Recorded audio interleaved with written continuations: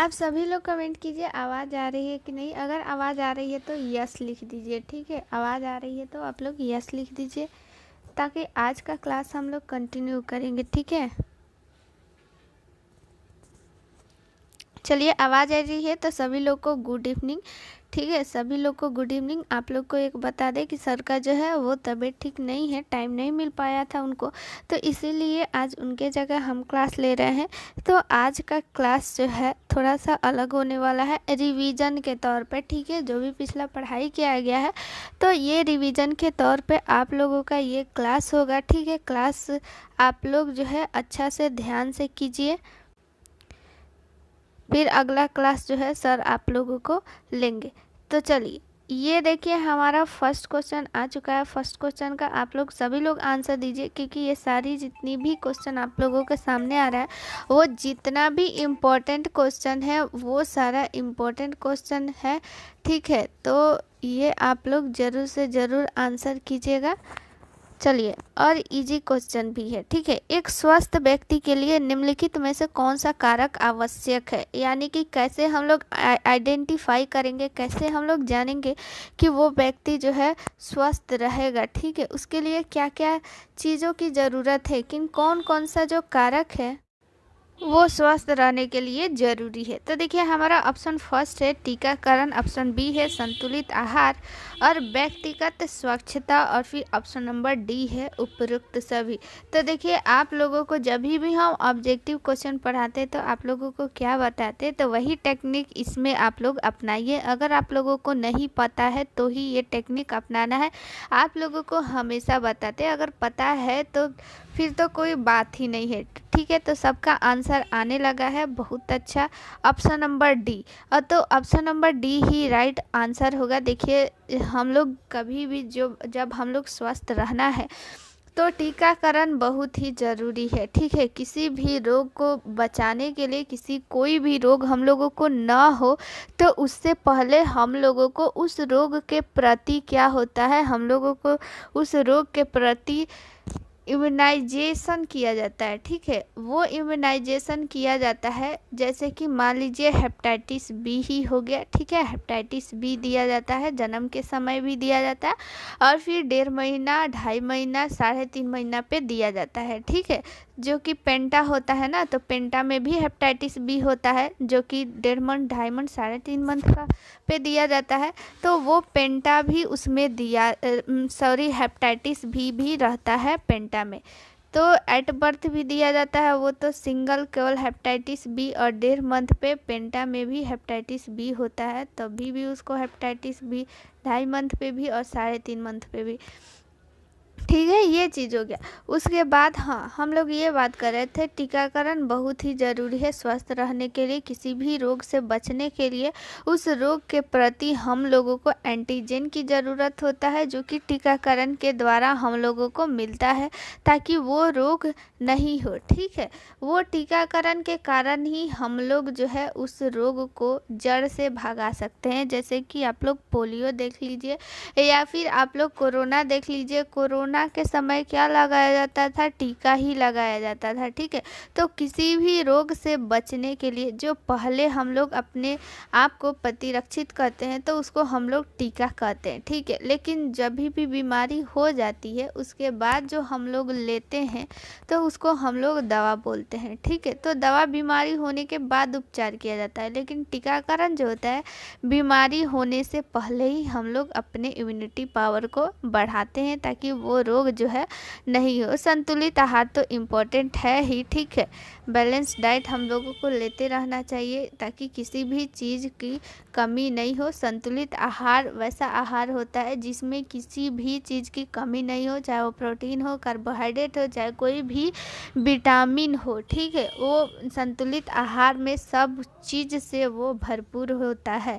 व्यक्तिगत स्वच्छता भी बहुत ज़रूरी है। चलिए अगला क्वेश्चन हम लोग देख लेते हैं। इम्पोर्टेंट क्वेश्चन है, ये एग्ज़ाम में पूछा जाता है, क्वेश्चन बहुत बार पूछा भी गया है कि कितनी देर तक हम लोग हाथ धोना चाहिए हम लोगों को, ठीक है।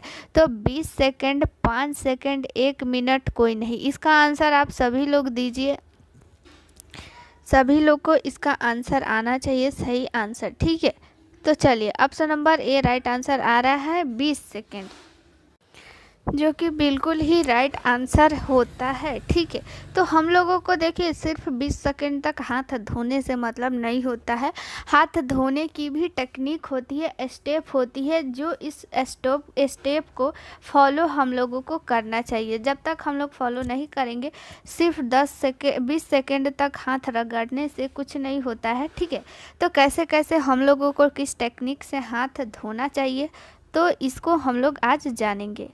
तो देखिए, इसको जानने के लिए यहाँ पे आप लोगों के सामने एक फिगर लाए हुए हैं। इस फिगर को आप लोग ध्यान से देखिए। सबसे पहले क्या करना है, हम लोगों को कभी भी हाथ धोना चाहिए ना, तो किहूनी तक धोना चाहिए। ठीक है, गीला करना चाहिए वहाँ तक पानी से। ठीक है, और गीला तो वहाँ तक करेंगे, लेकिन जो हम लोग जो भी अपना एंटीसेप्टिक साबुन कोई भी चीज़ लगा रहे हैं, तो वो यहाँ पे रिस्ट तक ही लगाना चाहिए। ठीक है, ऐसे नॉर्मली जब हम लोग ऐसे हाथ धोते हैं, जैसे खाने के लिए या फिर जब भी वॉशरूम यूज करते हैं तब। ठीक है, तो यहाँ तक, लेकिन गीला जो है हम लोगों को किहनी तक हाथ करना चाहिए पानी से। तो देखिए, सबसे पहले हम लोग क्या करेंगे,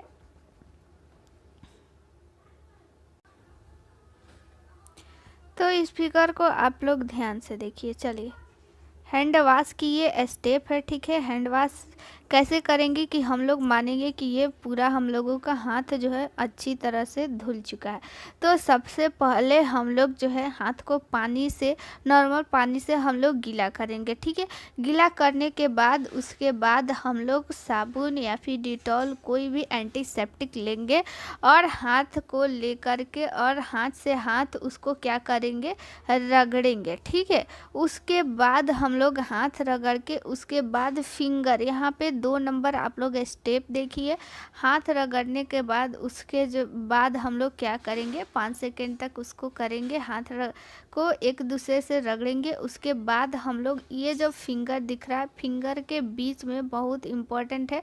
बहुत लोग ऐसे ही हाथ को बस ऐसे ऐसे कर देते हैं तो समझते हैं हाथ धुल गया। ठीक है, तो वैसे नहीं होता है। जो उंगलियों के बीच और जो नाखून होता है उसके टिप पे बहुत ज़रूरी होता है। ठीक है, तो उसके बाद हाथ को रगड़ेंगे। उसके बाद जो बीच में फिंगर के बीच जो होता है गैप, उसमें हम लोग दोनों फिंगर को ऐसे क्रॉस करके, यहाँ पे आप लोग फिगर देखिए, इसीलिए फिगर लाए हैं ताकि ऐसे ऐसे बताते तो आप लोग को समझ में नहीं आता। ठीक है, तो फिंगर को क्रॉस ऐसे करके दोनों फिंगर के बीच जो भी नीचे की तरफ ऐसे जो होता है उसमें हम लोग वहाँ पे साफ़ करेंगे। उसके बाद हम लोग पीछे भी हाथ के तरफ साफ़ करेंगे। यहाँ पे फिगर नंबर 3 में देखिए, बैक का फ्रंट। ठीक है, हाथ के पीछे भी हम लोग रगड़ेंगे। उसके बाद मेन आता है, देखिए हम लोगों का तो ये उंगली के गैप भी साफ़ हो गया। ठीक है, पिछला हाथ भी बारी बारी से दोनों जो हाथ का पीछे होता है उसको साफ़ करेंगे। ठीक है, उसके बाद हम लोगों का ये वाला हिस्सा बच जाता है, तो इसको हम लोग इसको भी साफ़ करेंगे। ठीक है, इसको हम लोग नीचे से लेकर के ऊपर तक ऐसे, देखिए आप लोग फिगर में आप लोग फील कीजिए, नीचे से ऊपर से नीचे की तरफ हम लोग ऐसे ऐसे करके और पूरा जो है अच्छी तरह से साफ़ करेंगे। उसके बाद बच जाता है हम लोगों का जो है फिंगर। ठीक है, फिंगर, बैक ऑफ फिंगर का जो पिछला होता है इस हिस्सा, उसको भी साफ करेंगे। उसके बाद हम लोगों का फिंगर टिप्स बच जाता है, उसको भी यहाँ पे फिगर में देखिए कैसे साफ करेंगे। ठीक है, बारी बारी से दोनों हाथ को, एक हाथ पे पहले एक टिप को साफ करेंगे, उसके बाद दूसरे हाथ को ऐसे ही रिपीट करेंगे। ठीक है, उसके बाद हम लोग जो है रिस्ट को साफ़ करेंगे, रिस्ट को भी साफ़ करेंगे, तो रिस्ट यानी कलाई। ठीक है, तो कलाई को जब भी साफ़ करेंगे तो इसको भी ऊपर से नीचे की तरफ ही हम लोग करते हैं। कभी भी आप लोग को कोई भी करना होगा तो ऊपर से नीचे की तरफ ही हम लोग झाग को नीचे लाएंगे। ठीक है, कभी भी नीचे से ऊपर नहीं जाएंगे, ऊपर से नीचे की तरफ जाएंगे, याद रखिएगा। ठीक है, क्वेश्चन पूछा जाता है।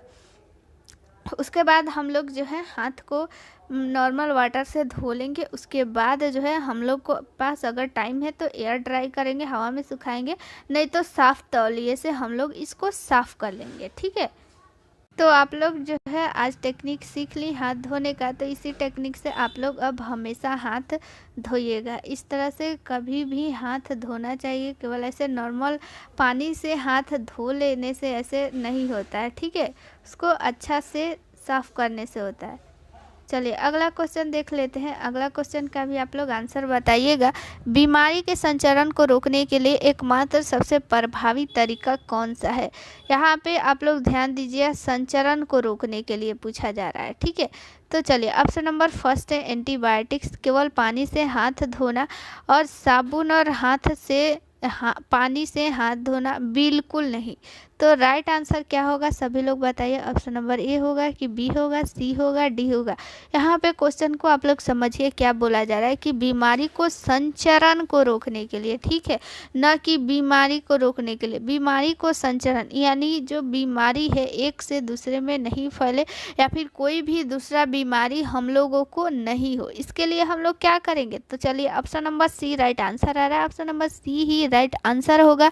क्यों? क्योंकि देखिए केवल हाथ जो है अभी पिछला थोड़ा देर में बताया, केवल पानी से हाथ धोने से नहीं होता है। एंटीबायोटिक्स जो होता है ये होता है जब भी हम लोग को कोई बीमारी होता है तो उससे बचने के लिए, ना कि संचरण रोकने के लिए, ठीक है।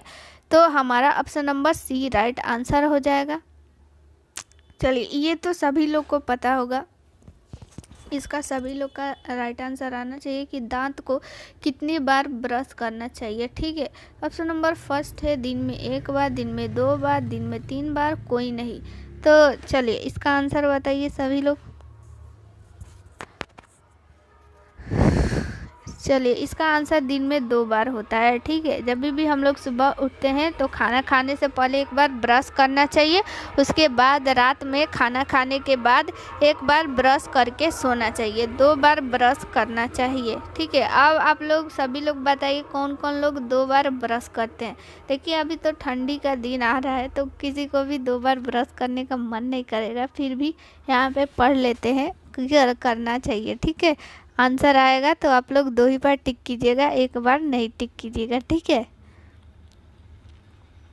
चलिए सभी लोग को गुड इवनिंग। गुड इवनिंग का अब जो है आप लोग बंद कीजिए, यहाँ पे क्वेश्चन पे फोकस कीजिए। चलिए हमारा 5 नंबर क्वेश्चन क्या कहता है कि अपने हाथों को धोने के बाद सुखाने का क्या कारण है? भाई अगर हम लोग हाथ सुखा रहे हैं तो आखिर उसका कारण क्या है? हम लोग बिना हाथ सुखाए भी गीले हाथों से भी काम कर सकते हैं या फिर खा सकते हैं, कुछ भी कर सकते हैं, लेकिन हाथ सुखा रहे हैं तो उसका मेन रीज़न क्या है ये हम लोगों को जानना पड़ेगा। तो ये बताइए आखिर क्यों हम लोग सुखाते हैं? ताकि आप हर जगह पानी न टपकाए, क्योंकि गीले हाथों से रोगाणु और जीवाणु आसानी से फैलते हैं। ऑप्शन नंबर सी क्या बोल रहा है कि गीले होने पर आपके हाथ फिसलन होते हैं और आप रसोई के बर्तन ठीक से नहीं पकड़ पाएंगे। ऑप्शन नंबर डी क्या बोल रहा है कि उपरोक्त सभी। तो देखिए हमारा क्या है ना कि ऑप्शन नंबर क्या हो जाएगा, आप लोग आंसर बताइए कि क्या होगा, उसके बाद हम इसका राइट आंसर बताएंगे, ठीक है।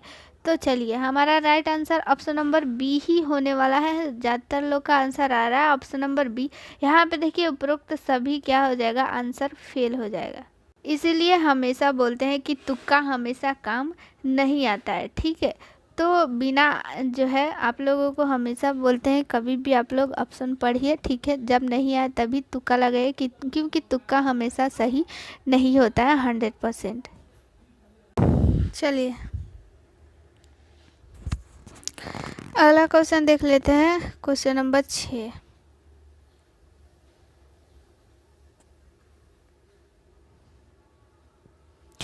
बैक्टीरिया के बारे में निम्नलिखित में से कौन सा सही है? ठीक है, तो बैक्टीरिया के बारे में हम लोगों को बताना है कि इसमें से कौन सा ऑप्शन सही है। तो बैक्टीरिया गुणा करते हैं एवं गर्म वातावरण में तेज़ी से बढ़ता है। बैक्टीरिया को जीवित रहने के लिए हवा की ज़रूरत है। हर प्रकार के जीवाणु लोगों को भोजन विषाक्तता दे सकते हैं, ठीक है। और ऑप्शन नंबर डी है, भोजन को ठंडा करके आप बैक्टीरिया को मार सकते हैं, ठीक है। तो आप लोग आंसर बताइए क्या होगा।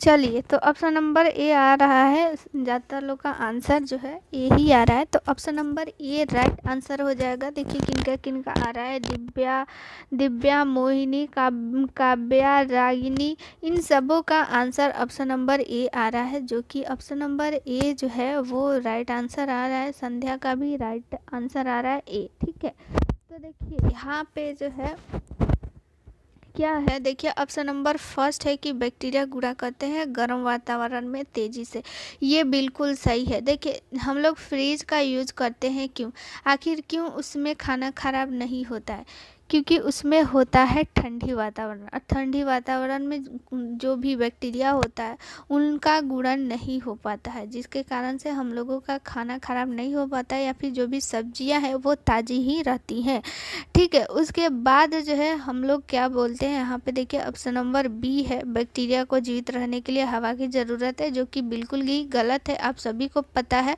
ठीक है। ऑप्शन नंबर सी है, हर प्रकार के जीवाणु लोगों को भोजन विषाक्तता दे सकते हैं, ये भी गलत है। क्यों, क्योंकि देखिए दही में जो बैक्टीरिया होती है, ठीक है, लैक्टोबैसिलस होता है, लैक्टोबैसिलस के कारण ही दही जो है, लैक्टोबैसिलस क्या है, एक प्रकार की जीवाणु है, बैक्टीरिया है, उसी के कारण दूध जो है दही में कन्वर्ट हो जाता है। तो ये बैक्टीरिया हमारे लिए जो है ये क्या होती है, हमारे लिए फ़ायदेमंद भी होते हैं, बहुत सारी ऐसी बैक्टीरिया होती है जो हमारे लिए फ़ायदेमंद होता है।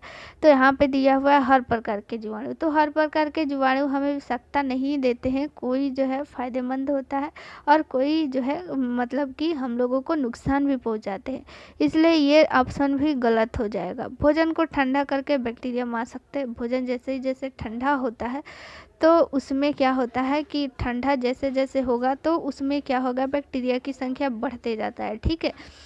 ठंडी चीज़ों में बैक्टीरिया जो है कम गुणन करते हैं, आप लोग याद रखिएगा। चलिए ऑप्शन नंबर क्वेश्चन नंबर 7 देखते हैं, इसका आंसर बताइएगा, ठीक है। बैक्टीरिया को बढ़ने और गुणा करने के लिए निम्नलिखित में से किसकी आवश्यकता होती है। ऑप्शन नंबर फर्स्ट है पानी, ऑप्शन नंबर बी है भोजन, सी है गर्म तापमान और डी है कोई नहीं। तो इसका आप लोग आंसर बताइए। अभी इसका आंसर हम तुरंत बताए हुए हैं, तो इसका आंसर क्या हो जाएगा, गर्म तापमान, ठीक है। गर्म तापमान में क्या होता है कि गुणा बहुत तेज़ी से करते हैं। चलिए अगला क्वेश्चन देख लेते हैं।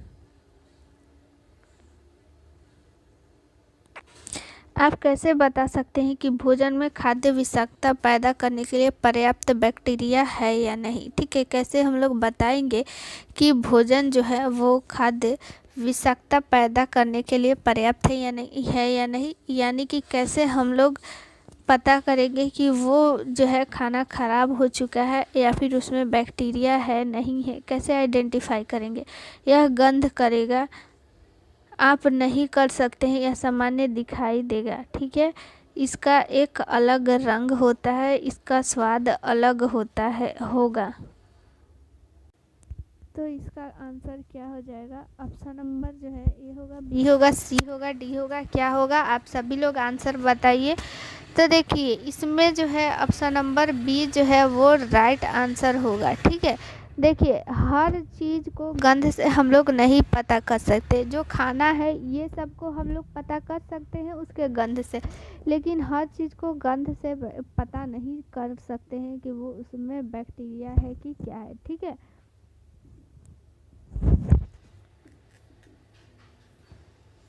चलिए 9 नंबर क्वेश्चन देखते हैं। आपको दिन में कितनी बार दांतों में ब्रश करना चाहिए, ये तो हम लोग पढ़ चुके हैं, ठीक है। ये पिछला ही रिपीट क्वेश्चन है, इसको छोड़ते हैं। चलिए और अगला क्वेश्चन 10 नंबर हम लोगों का ये बहुत ही इम्पोर्टेंट क्वेश्चन है। इसमें देखिए क्या बोला जा रहा है कि जीवाणुओं का सबसे छोटा स्वरूप कहलाता है, यानी जीवाणुओं का जो सबसे छोटा स्वरूप है वो क्या कहलाता है, विब्रियो, कॉक्सी, बेसिली और एस्पिरेला, ठीक है। इसका आंसर बताइए क्या होगा। तो देखिए इसका ऑप्शन नंबर बी जो है वो राइट आंसर हो जाएगा। अब आप लोग एक क्वेश्चन बताइए कि सबसे छोटी बैक्टीरिया को कौन सी है। ठीक है, सबसे छोटी बैक्टीरिया जो होती है वो कौन सी है।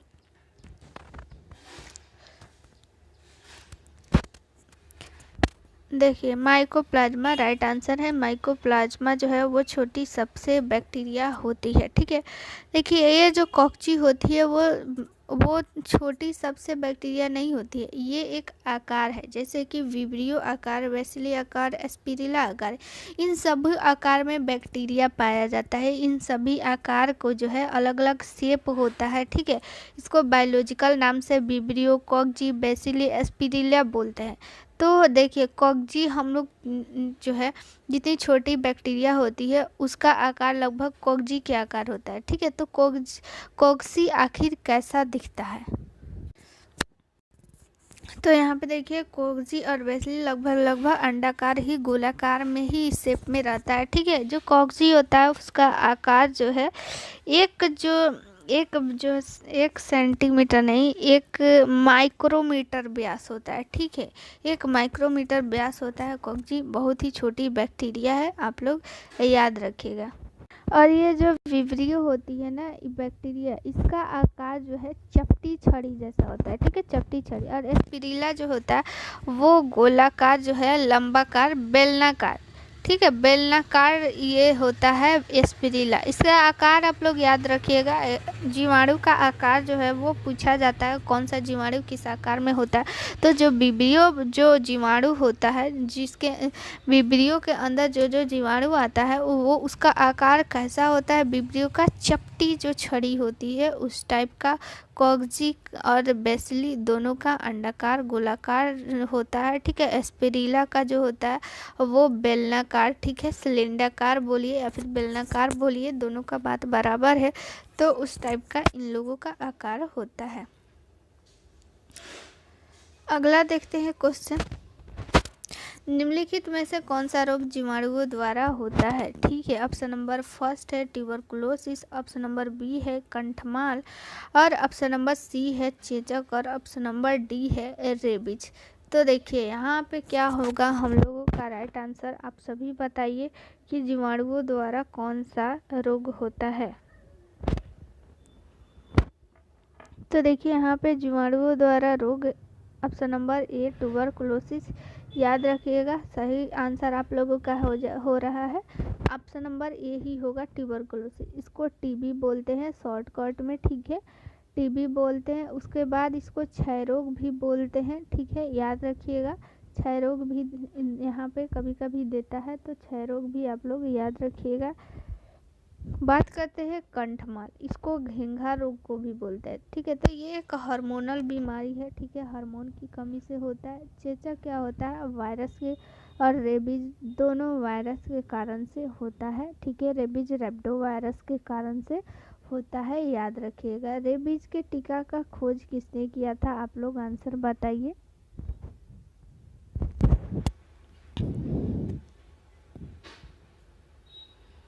लुइस पास्चर राइट आंसर है। रेबीज के टीका का खोज लुइस पास्चर, जॉन साल्क जो है वो पोलियो के टीका का खोज किए थे। ठीक है, और लुइस पास्चर जो है वो रेबीज के टीका का खोज किए थे। चलिए अगला क्वेश्चन देख लेते हैं। एचआईवी का विस्तारित रूप यानी एचआईवी का फुल फॉर्म हम लोगों से पूछा जा रहा है।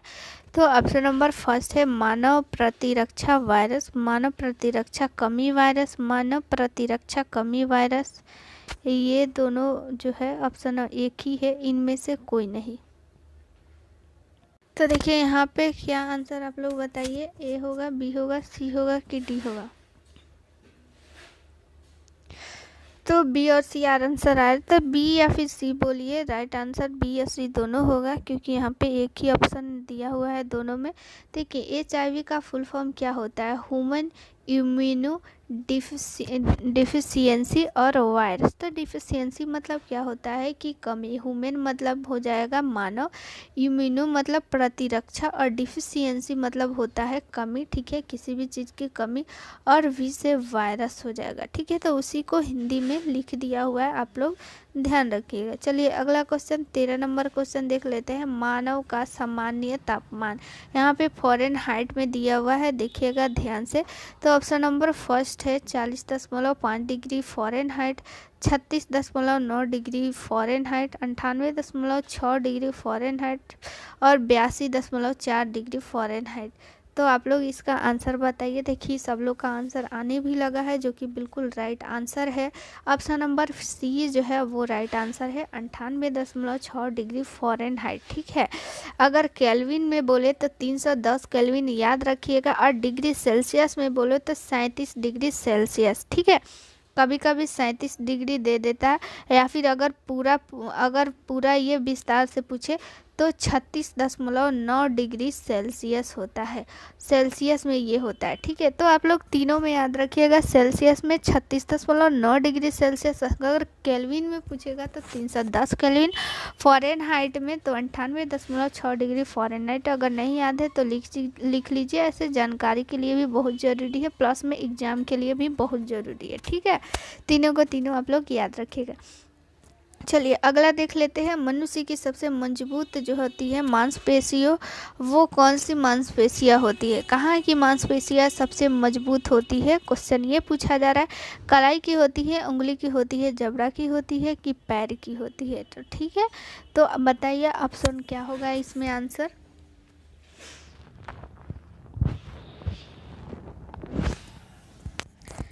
सी राइट आंसर होगा। ठीक है, जबड़े की जो मांसपेशियाँ होती है, जबड़ा जहाँ पे होता है वहाँ की मांसपेशियाँ सबसे मजबूत मांसपेशियाँ पाई जाती है मनुष्य में। ठीक है, चलिए अगला क्वेश्चन हम लोग देख लेते हैं। निम्न में से कौन सा जल जनित रोग है, यानी कि गंदे जल, भोजन, ये सारी चीज़ों से कौन सी बीमारियाँ होती है। तो इन्फ्लुएंजा ऑप्शन नंबर फर्स्ट है, ऑप्शन नंबर बी है छोटी चेचक, ऑप्शन नंबर सी है मलेरिया और ऑप्शन नंबर डी है हैजा। तो देखिए यहाँ पे राइट आंसर आने लगा है सबका, जो कि ऑप्शन नंबर डी आ रहा है हैजा।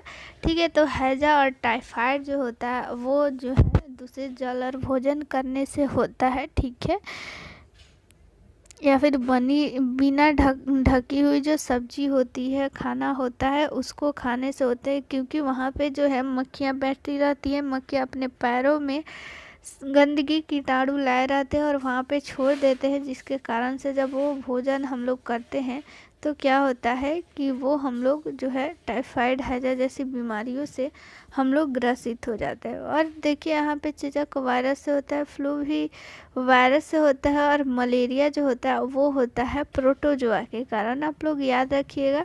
चलिए 16 नंबर क्वेश्चन देखते हैं।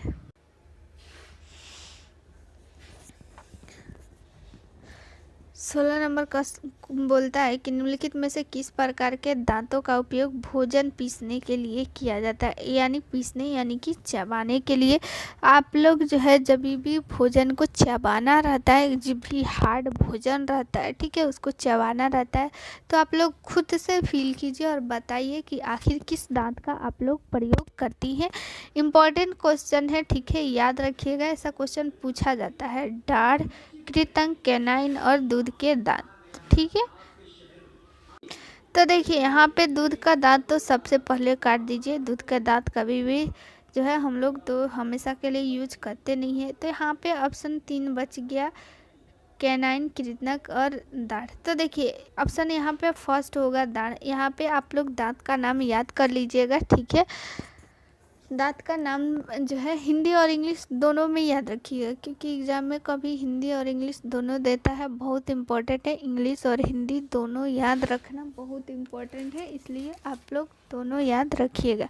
ठीक है, तो देखिए मेरा भी एक चैनल है यूट्यूब पे, इन्फो विथ नर्सिंग। ठीक है, वहाँ पे भी हम पढ़ाते हैं, इन्फो विथ नर्सिंग। आप लोग यूट्यूब पे जाके सर्च कीजिएगा, इन्फो विथ नर्सिंग। ठीक है, तो इन्फो विथ नर्सिंग आप लोग जाके सर्च कीजिए यूट्यूब पे, वहाँ पे फ्री में पढ़ाया जाता है। मेरा ही चैनल है, सभी लोग सब्सक्राइब भी कर दीजिएगा। ठीक है, चलिए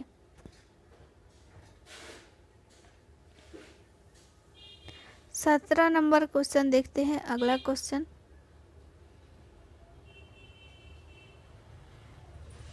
बीमारी के संचरण को रोकने का एकमात्र सबसे प्रभावी तरीका कौन सा है?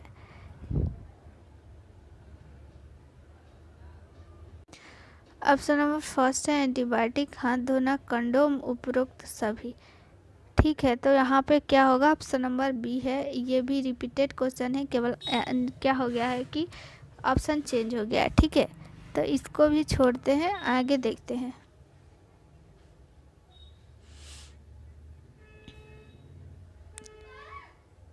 चलिए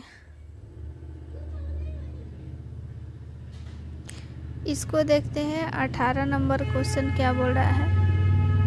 दांतों को सड़न रोकने के लिए, दांतों की सड़न रोकने के लिए पानी में कौन सा तत्व मिलाया जाता है? क्लोरीन, फ्लोराइड, चीनी, इनमें से कोई नहीं।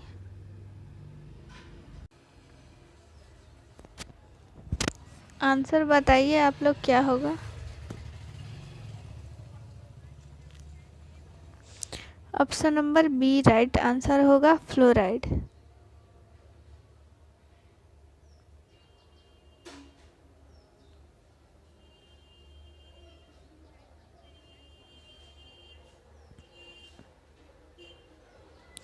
निम्न में से कौन सा शरीर को चलाने में ईंधन के रूप में कार्य करता है? कार्बोहाइड्रेट, विटामिन, वसा, पानी। ठीक है, तो क्या होगा यहाँ पे हम लोगों का राइट आंसर? देखिए, चलाने में ईंधन के रूप में कार्य करता है, इसका मतलब क्या? ईंधन क्या करता है? भोजन पकाता है, और भोजन से क्या मिलता है हम लोगों को? एनर्जी मिलता है। ठीक है, तो यहाँ पे जो आप लोगों को ऑप्शन नंबर ए जो है कार्बोहाइड्रेट, इसका राइट आंसर होगा। कार्बोहाइड्रेट क्या करता है कि जब भी हम लोग कोई खाना खाते हैं, ठीक है, तो उससे हम लोगों को कार्बोहाइड्रेट मिलता है ना, तो क्या होता है कि जितना यूज होने वाला रहता है यूज होता है, और जो बच जाता है ना वो हमारे बॉडी में स्टोर हो जाता है। ठीक है, स्टोर हो जाता है। उसके बाद जब हम लोगों को उस चीज़ की कमी होती है, ठीक है, उस चीज़ की ज़रूरत पड़ता है, तो फिर वो कार्बोहाइड्रेट जो है वहाँ पे हम लोगों को काम करता है। ठीक है, काम आता है। तो ये जो कार्बोहाइड्रेट हो गया, तो ईंधन के रूप में काम आता है। ठीक है, याद रखिएगा, कार्बोहाइड्रेट जो हमारे बॉडी में होता है तो ये ईंधन के रूप में काम करता है। चलिए,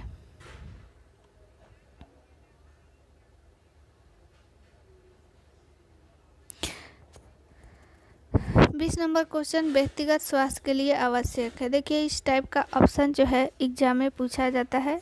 शारीरिक रूप से स्वस्थ होना, मानसिक रूप से और संवेगात्मक रूप से, और उपरोक्त सभी। क्या होगा इसका राइट आंसर? देखिए, यहाँ पे आप लोग अब लगाइए अपना दिमाग। जो लोग भी पहले से पढ़ रही होंगी मिडवाइफरी, उनको पता है कि इसमें कैसे आंसर करना है। ठीक है, तो ऑप्शन नंबर डी आंसर आ रहा है राइट आंसर। जब भी हम बोले आप लोगों को कभी भी समझ में नहीं आए और उपरोक्त सभी दिया हुआ है, एक बात याद रखिएगा, तुक्का उसी क्वेश्चन में लगाना है जिसको हम लोगों को नहीं पता। ठीक है, अगर क्वेश्चन पता है तो आप लोग ज़रूर जो पता है वही आंसर कीजिएगा। ठीक है, तो उपरोक्त सभी इसमें राइट आंसर हो जाएगा। हम लोगों को जो है फिजिकली, मेंटली, सारी चीज़ से हम लोग जब स्वस्थ रहते हैं तभी हम लोग एक स्वस्थ व्यक्ति कहलाते हैं, और हम लोगों को स्वस्थ जो है इन सारी चीज़ों से रहना भी चाहिए। ठीक है, चलिए अगला क्वेश्चन है, व्यक्तिगत स्वास्थ्य की देखरेख के लिए आवश्यक है, यानी हम लोगों को जो व्यक्तिगत स्वास्थ्य के लिए क्या क्या आवश्यकता है? नियमित जीवन तथा उचित पोषण।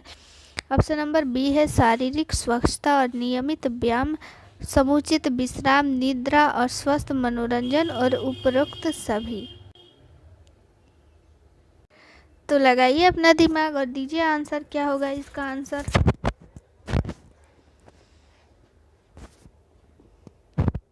चलिए, ऑप्शन नंबर डी ही राइट आंसर होगा। ठीक है, तो हम लोगों को जो है सबसे पहले तो अच्छा जो है, आप लोग एक वर्ड सुनी होगी, कपड़ा, मकान और रोटी। ठीक है, इन सभी चीज़ों को ज़रूरत है। साथ में अच्छी जो है अब निद्रा, मनोरंजन। ठीक है, इन चीज़ों के लिए भी ज़रूरी है व्यक्ति को स्वस्थ रहने के लिए। देखिए किसी भी चीज़ को जो है एक आदमी को आप लोग क्या कीजिए, उसको जो है एक कमरे में बंद कर दीजिए, सब चीज़ उसको अच्छा अच्छा खाना दीजिए, अच्छा अच्छा कपड़ा दीजिए, और बाहरी से कोई वातावरण का उससे संपर्क नाता सब तोड़ दीजिए, उससे कोई भी बात नहीं करे, ठीक है, कोई भी मनोरंजन का उसे साधन नहीं मिले, तो क्या वो व्यक्ति स्वस्थ रहेगा? नहीं, एक दिन ऐसा आएगा कि वो मेंटली क्या हो जाएगा, डिस्टर्ब हो जाएगा। तो व्यक्ति को स्वस्थ रहने के लिए इन सारी चीज़ों की ज़रूरत है, सिर्फ अच्छा खाना और इन सब चीज़ों के लिए ये जो है पर्याप्त नहीं है, ठीक है।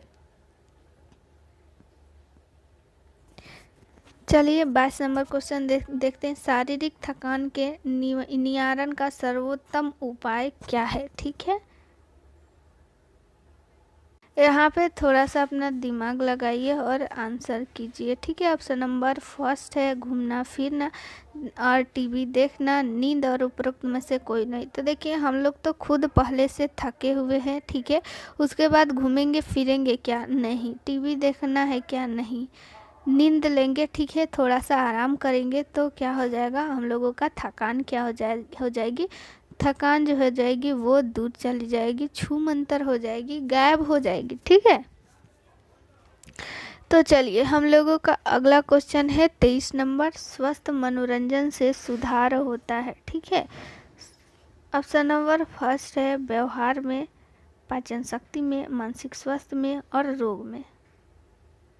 तो मनोरंजन से क्या होगा कि हमारा मानसिक जो स्वास्थ्य है वो ठीक होगा, रोग नहीं। तो रोग में तो बहुत सारी रोग होता है, जैसे कि टीबी हो गया, कैंसर हो गया, ये सारे क्या है, रोग है। तो इस रोग से, ये जितनी भी रोग है, मनोरंजन से क्या ठीक होगी? क्या? नहीं। तो हमारी जो भी मेंटली जो डिजीज है वो मनोरंजन से ठीक हो सकती है, ठीक है।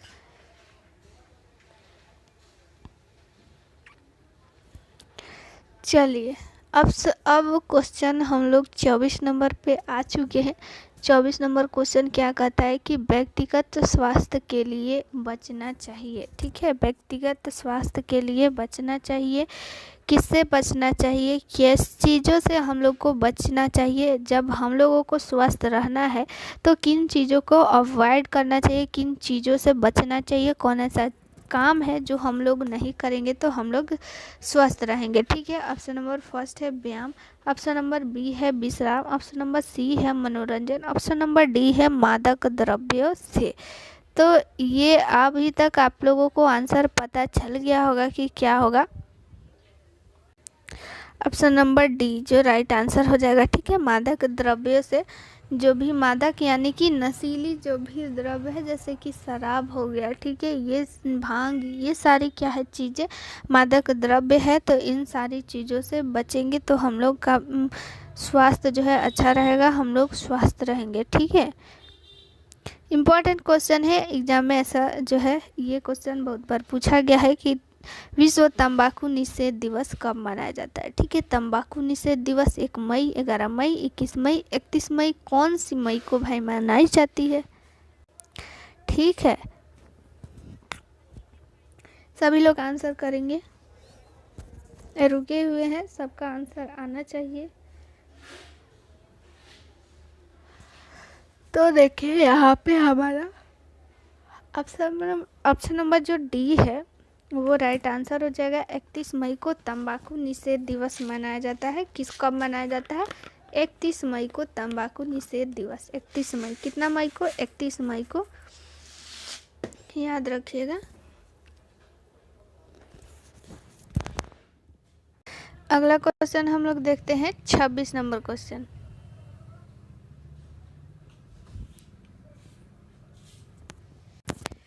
तो देखिए हमारा 26 नंबर क्वेश्चन क्या कहता है कि व्यायाम से लाभ है, यानी कि व्यायाम से क्या क्या लाभ है।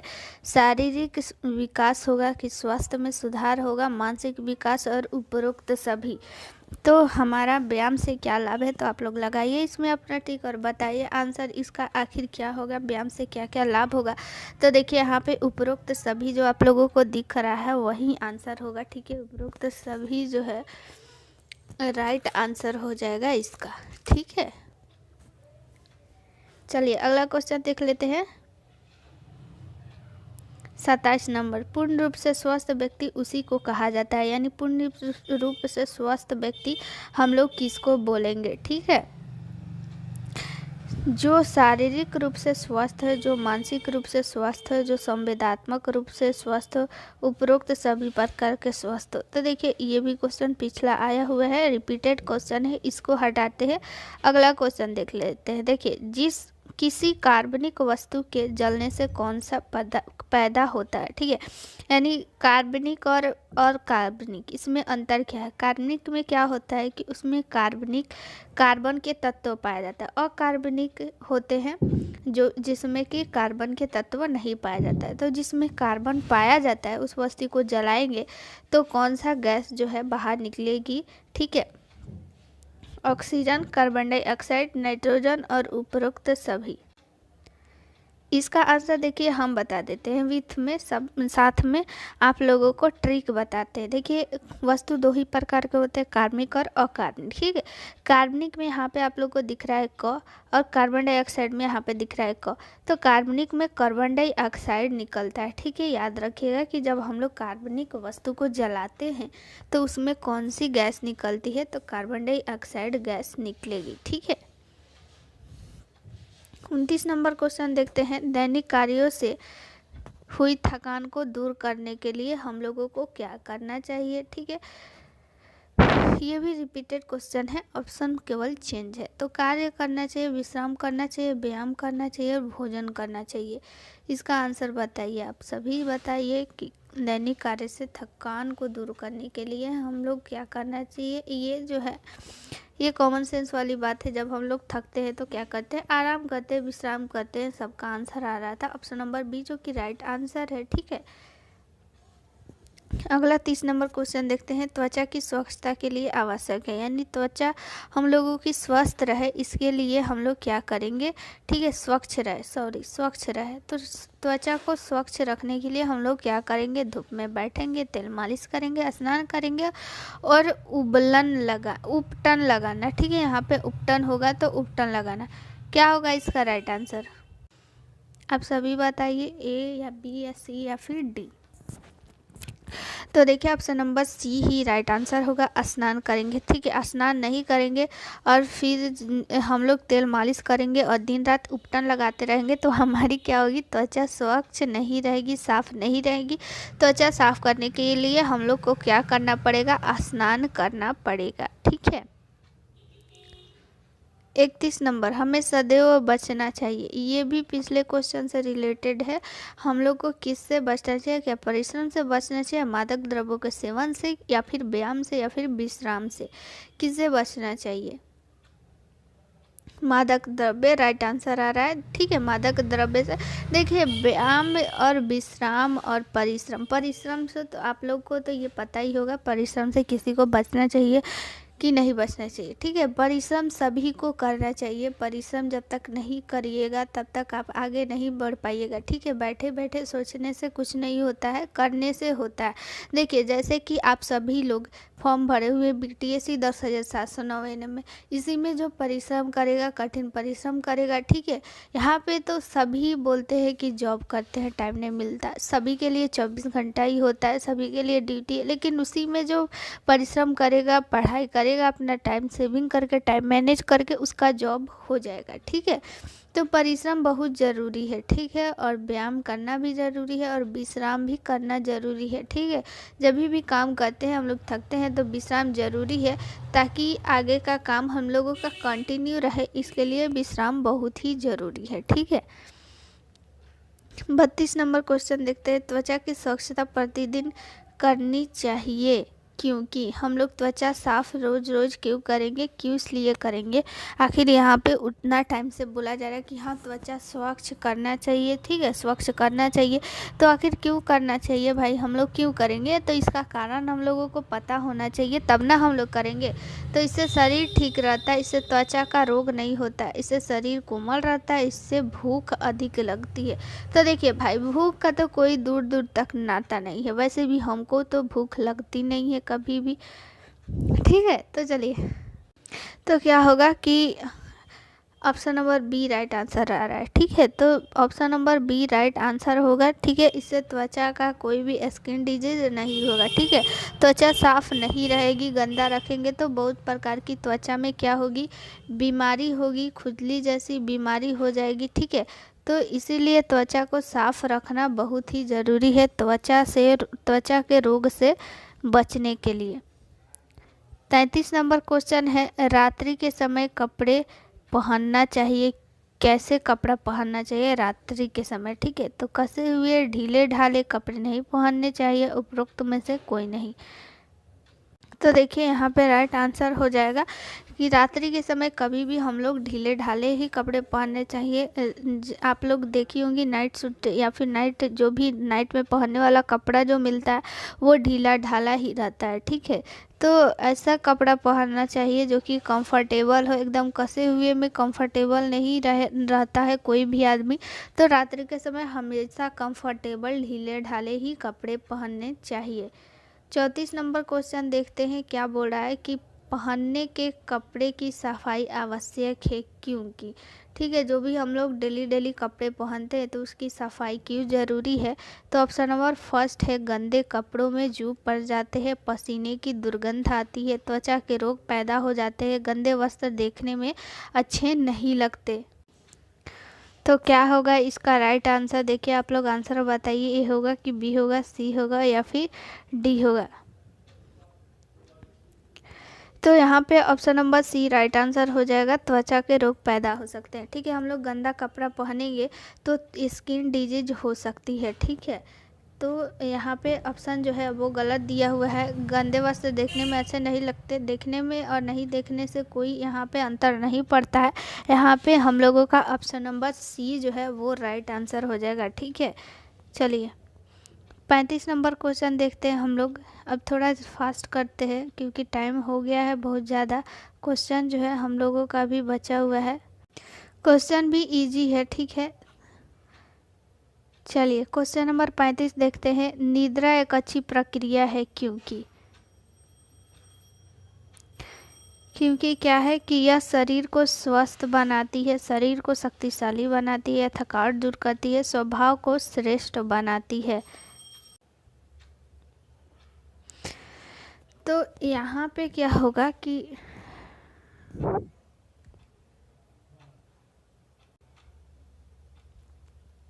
ऑप्शन नंबर डी आंसर हो जाएगा। ठीक है, स्वभाव को श्रेष्ठ बनाती है। थकावट तो दूर विश्राम से भी हो जाता है, लेकिन निद्रा जो होती है, जब हम लोग निद्रा अच्छी नींद लेती हैं तो हम लोगों को जो मन में चिड़चिड़ापन या फिर ये ऐसा कुछ बीमारी जो होती है वो दूर होती है अच्छी बीमारी से। ठीक है, तो अच्छा श्रेष्ठ स्वभाव के लिए नींद जो है वो बहुत ही ज़रूरी है। अब हम लोग 36 नंबर क्वेश्चन देखते हैं। 36 नंबर क्वेश्चन क्या कहता है कि अच्छे स्वास्थ्य को बनाए रखने के लिए निम्नलिखित आवश्यक है, यानी अच्छा स्वास्थ्य बनाने के लिए क्या जरूरी है। ठीक है, नियमित व्यायाम, ताज़ा भोजन करना, समय से भोजन करना और उपरोक्त सभी। इसका राइट आंसर क्या होगा कि अच्छे स्वास्थ्य के लिए हम लोगों को किन चीज़ों की ज़रूरत है, तो इन सभी की ज़रूरत है। ठीक है, option number B right answer आ रहा है, तो ऑप्शन नंबर बी ही राइट आंसर होगा। ठीक है, नियमित व्यायाम करना चाहिए और हमेशा ताज़ा ही भोजन, ढकी हुई ताज़ा भोजन करना चाहिए और समय से करना तो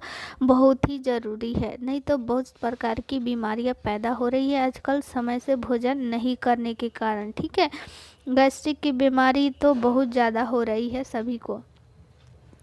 चलिए 37 नंबर क्वेश्चन देखते हैं। दैनिक कार्यों से हुई थकान को दूर करने के लिए हम लोग क्या करते हैं, हम लोग विश्राम करते हैं। ठीक है, ये पिछला क्वेश्चन हम लोग पढ़ चुके हैं। तो अगला क्वेश्चन देख लेते हैं 38 नंबर। दूषित वायु के सेवन से रोग होता है। ठीक है, आप लोग आंसर बताइए। इन्फ्लुएंजा, खुजली, पेचिश और तपेदिक, क्या होगा? ए बी सी डी क्या होगा, इसका आंसर बताइए आप लोग।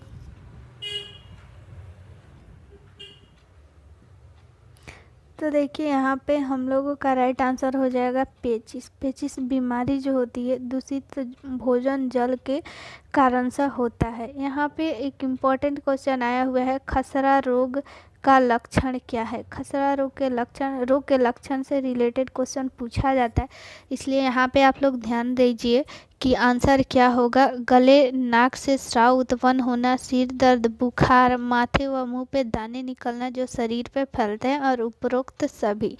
ठीक है, तो इसका राइट आंसर हो जाएगा ऑप्शन नंबर डी, उपरोक्त सभी। खसरा यानी कि मिजल्स, इसको इंग्लिश में बोलते हैं। मिजल्स क्या होता है कि यहाँ पे शरीर में दाना दाना जैसा निकल जाता है और फीवर आ जाता है। ठीक है, और सिर दर्द भी रहता है, बदन में भी दर्द रहता है और गले नाक से स्राव उत्पन्न होता है। ठीक है, तो खसरा का आप लोग लक्षण याद रखिएगा, ये जो है एग्जाम में पूछा जाता है। तो 40 नंबर हम लोग क्वेश्चन देखते हैं कि निम्नलिखित में से एक रोग अब भारत में नहीं पाया जाता है। कौन सा रोग जो है वो भारत से जो है वो गायब हो चुकी है। ठीक है, भारत जो है इस पे विजय पा लिया है। तो चेचक, इन्फ्लुएंजा, कर्नफेर और डिफ्थेरिया।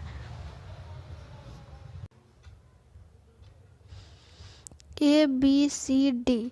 ठीक है, क्या होगा? तो देखिए इसका राइट आंसर हो जाएगा कर्नफेर।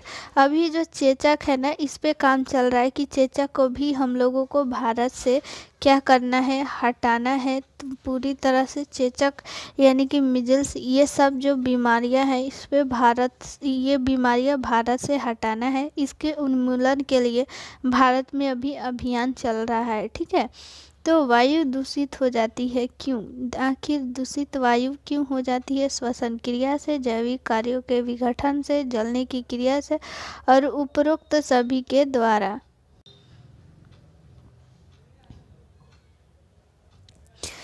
तो आप लोग आंसर बताइए क्या होगा, ए होगा कि बी होगा, सी होगा, डी होगा?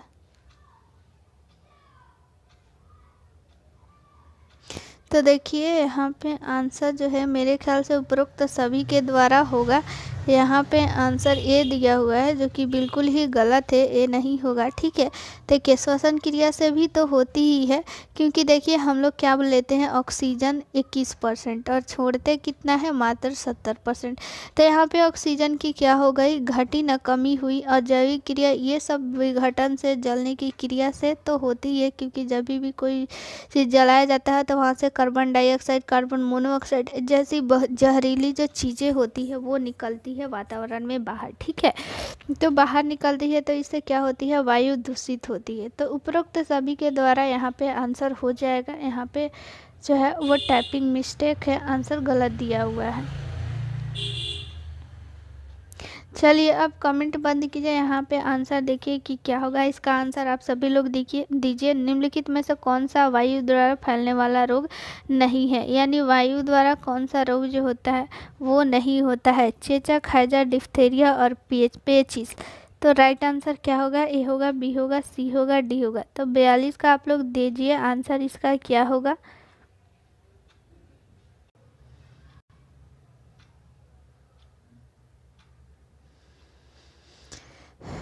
तो देखिए यहाँ पे क्या है,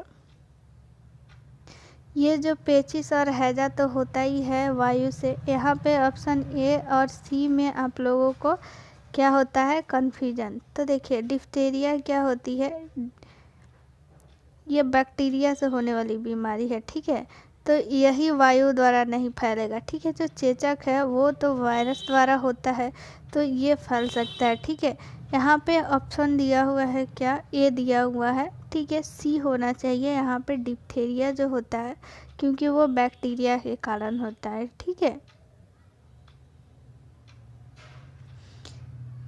यहाँ पे देखिए निम्न से कौन सा वायु द्वारा फैलने वाला रोग नहीं है, तो हैजा दिया हुआ है।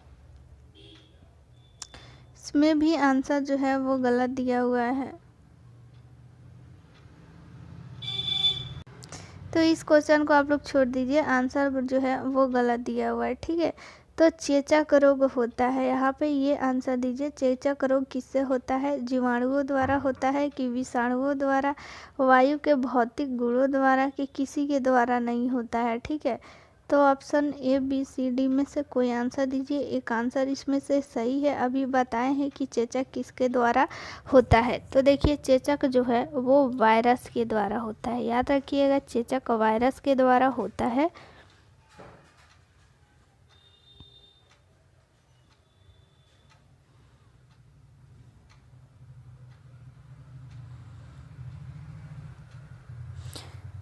चलिए 45 नंबर क्वेश्चन देखते हैं। नदी, झील और तालाब के जल का सेवन करना चाहिए। नदी, झील और तालाब का सेवन जो है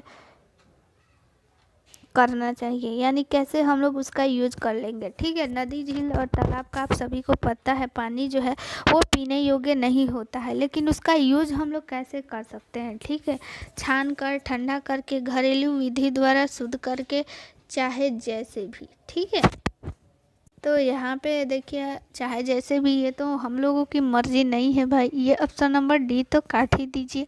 और छान कर हम लोग यूज नहीं कर सकते। आप लोग इसका आंसर बताइए क्या होगा। और ठंडा करके तो कर ही नहीं सकते, तो क्या हो जाएगा, बी आंसर हो जाएगा। ठीक है, घरेलू विधि द्वारा। तो घरेलू विधि क्या है, उसको उबाल देंगे। ठीक है, उस पानी को उबालेंगे, उबाल के उसके बाद ठंडा करके उसको हम लोग यूज कर सकते हैं। ठीक है, यहाँ पे इम्पोर्टेंट क्वेश्चन है, याद रखिएगा, बहुत इम्पोर्टेंट क्वेश्चन है। एग्जाम में पूछा गया है, पूछ भी सकता है कि कुएं के पानी का शुद्धिकरण जो होता है हम लोग जब करते हैं तो उसमें हम लोग क्या मिलाते हैं। ठीक है, potassium permanganate, sodium chloride, zinc oxide और सिरका। हम लोगों का राइट आंसर क्या हो जाएगा, ए होगा कि बी होगा, सी होगा, डी होगा। आप लोग आंसर बताइए। ये जो है क्वेश्चन क्या है, इम्पोर्टेंट है। जब हम लोग कुआं को शुद्ध करते हैं, कुएं के पानी को, ठीक है, तो हम लोग उसको कैसे शुद्ध करेंगे, उसमें क्या मिलाएंगे।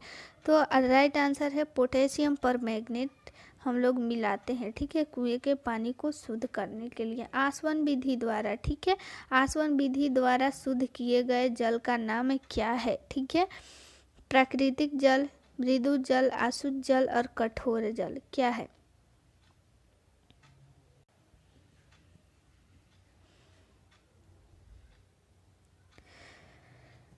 तो देखिए प्राकृतिक जल तो होगा नहीं। ठीक है, तो इन तीनों में से आंसर बताइए। और कठोर जल क्या होता है, वो तो यूज के लिए, पीने लायक कोई भी के लिए कठोर जल होता नहीं है।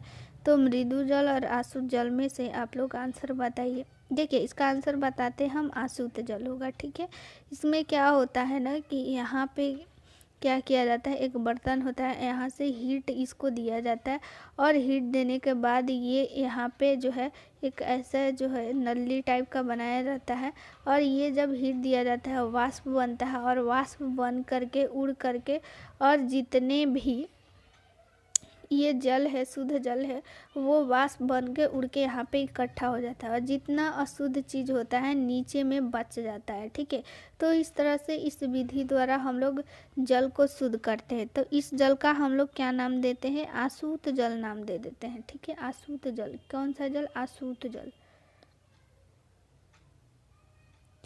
चलिए, नियमित रूप से व्यायाम करने से हमारा शरीर बनना है, यानी नियमित रूप से जब हम लोग व्यायाम करेंगे तो हमारा शरीर जो है कैसा बनेगा। ठीक है, शरीर बनता है, यहाँ पे होगा, यहाँ पे, ठीक है, टाइपिंग मिस्टेक है, बनता है होगा। तो जब हम लोग व्यायाम करेंगे नियमित रूप से तो हमारा शरीर कैसा बनेगा, क्वेश्चन ये पूछा जा रहा है हम लोग से। पूर्ण स्वास्थ्य परंतु निष्क्रिय, बुद्धिमान परंतु दुर्बल, स्वस्थ और सक्रिय, निष्क्रिय और आलसी। ठीक है, तो देखिए हम लोग जब भी व्यायाम करेंगे तो आलसी बनेंगे नहीं, दुर्बल भी नहीं बनेंगे और निष्क्रिय भी नहीं बनेंगे।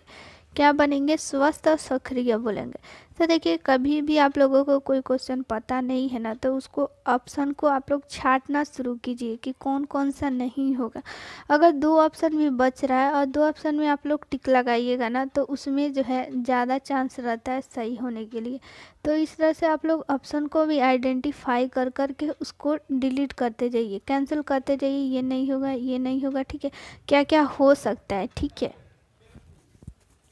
तो इस तरह से आप लोगों को अगर कोई आंसर नहीं भी पता होगा तो उसका आंसर आप लोग सही दे सकते हैं, ठीक है। मानसिक रूप से स्वस्थ व्यक्ति के लक्षण, ठीक है। हम लोग कैसे जानेंगे किसी भी व्यक्ति को कि वो व्यक्ति क्या है, मानसिक रूप से स्वस्थ है।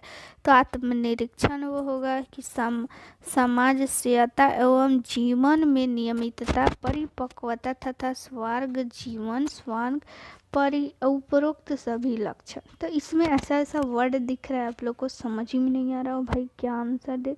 ये क्या है, समाजशीलता, परिपक्वता, ठीक है। आत्मनिरीक्षणता, आत्मनिरीक्षण यानी आत्मनिर्भर, अपना जो है खुद का डिसीजन ले सकता है, क्या करना है नहीं करना है, ठीक है। अपने आप को वो निरीक्षण कर सकता है, अपनी कमी ढूंढ सकता है, अपना जो भी आगे का काम है वो खुद से कर सकता है। समाज से यानी कि समाज में कैसे रहना है, समाज को समझने के लिए उसके पास क्षमता है, ठीक है। और जीवन में नियमितता, ठीक है, जीवन के कार्य को अच्छा से कर रहा है। परिपक्वता यानी उसके में मैच्योरिटी है, ठीक है। तो देखिए यहाँ पे राइट आंसर आ रहा है उपरोक्त सभी। तो उपरोक्त सभी लक्षण उसके पास होना चाहिए, तभी हम लोग मानेंगे कि वो मानसिक रूप से वो व्यक्ति क्या है, स्वस्थ है, ठीक है।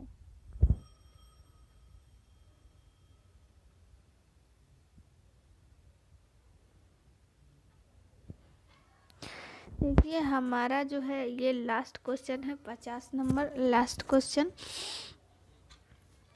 कि आखिर जो है मानसिक स्वास्थ्य के संदर्भ में परिपक्वता का गुण अधोतक है। यानी मानसिक रूप से स्वस्थ के संदर्भ में हम लोग क्या बोलेंगे, कैसे जानेंगे कि वो व्यक्ति मानसिक स्वस्थ है। मानसिक स्वास्थ्य का मतलब क्या है, ठीक है। प्रौढ़ता का, मानसिक अस्वस्थता का, मानसिक स्वस्थता का, मानसिक विचलन का।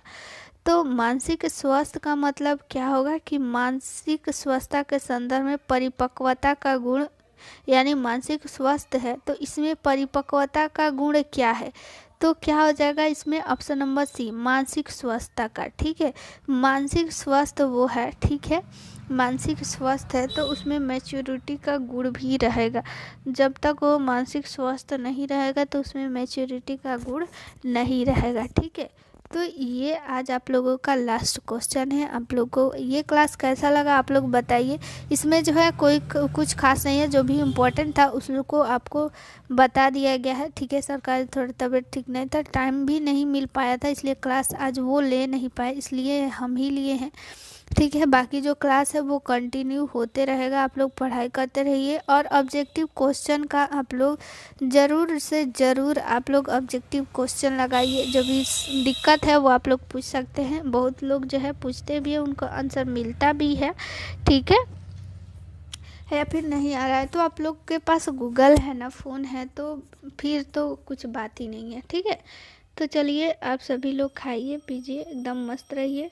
और जो लोग भी नए जुड़े हुए हैं ना, तो वो पिछला क्लास ज़रूर कीजिए। पिछला क्लास आप लोग नहीं कीजिएगा तो फिर ये इसमें समझ में नहीं आएगा, क्योंकि पिछला वो सारा कुछ पढ़ा दिया गया है। तो आप लोग शुरू से आप लोग पढ़िए, तभी ऑब्जेक्टिव क्वेश्चन आप लोग को समझ में आएगा, ठीक है। नहीं तो पिछला जो पढ़ा दिया गया तो फिर यहाँ पे तो डिटेल से पढ़ाया नहीं जाएगा ना, तो फिर आप लोगों को ऊपर ऊपर चला जाएगा। तो इसलिए ये पढ़िए। चलिए मिलते हैं आप लोग को नेक्स्ट क्लास में। थैंक यू, गुड नाइट सभी को।